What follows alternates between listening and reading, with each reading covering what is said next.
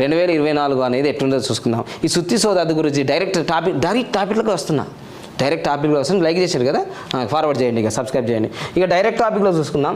2024 అనేది ఇదిగోండి 2 + 0 + 2 +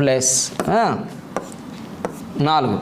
సో ఈ 0కి ఏముండదు కాబట్టి మనకు మొత్తం 2 + 4 4 + 8. అబ్బా 2024 అనేది మంచిగా ఉంటుంది, ఇక మామూలుగా ఉండదు. ఇక అహనా పెళ్ళి అంట ఓహనా పెళ్ళి అంట నీకు నాకు డింగు డింగు డంగడాంగడా నానా.